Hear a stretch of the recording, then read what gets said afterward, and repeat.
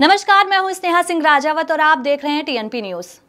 हरियाणा चुनाव खत्म हो चुके हैं और बीजेपी की सरकार भी वहां बन चुकी है, लेकिन चुनाव के बाद भी एक चीज है जो खत्म होने का नाम नहीं ले रही है और वो है हार के बाद पार्टियों का आपस में घमासान। वहीं 1984 में काशीराम द्वारा स्थापित बहुजन समाज पार्टी ने 2007 के यूपी विधानसभा चुनाव में अपने दम पर बहुमत हासिल करके हिंदुस्तान की सियासत में तहलका मचा दिया था। दलित ब्राह्मण गठजोड़ के जरिए बीएसपी ने 30.43% वोट शेयर के साथ यूपी में 206 सीटें हासिल की थीं। इसी प्रदर्शन के दम पर बीएसपी ने अपनी राजनीतिक ताकत का शबाब देखा था। वहीं हरियाणा की 90 सदस्यीय विधानसभा के लिए बहुमत का आंकड़ा 46 है, जिसमें बीजेपी को 48 सीटों पर जीत मिली, जबकि कांग्रेस 37 सीटें ही जीत चुकी है।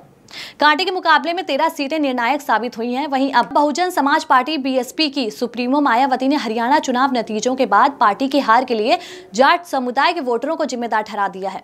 दरअसल हरियाणा में बीएसपी ने अभय सिंह चौटाला की इनेलो के साथ गठबंधन किया था, जिसके बाद इनेलो को 2 सीटें मिली, लेकिन बीएसपी का खाता ही नहीं खुला। वहीं पार्टी को हरियाणा चुनाव में मात्र 1.82% वोट ही मिले हैं, जबकि पार्टी को हरियाणा में 2019 के विधानसभा चुनाव में 4.21% वोट मिले थे।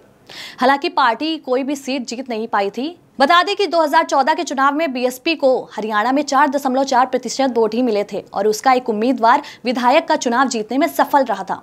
यूपी के बाहर के राज्यों में भी सियासी ताकत के तौर पर मौजूद रही बीएसपी अब एक सीट के लिए मोहताज हो गई है। दिलचस्प बात यह है कि मायावती अपने उत्तराधिकारी आकाश आनंद को लोकसभा चुनावों में उन्होंने जिस तरह बीच चुनाव से हटाया, वह भी पार्टी के लिए बैकफायर कर गया।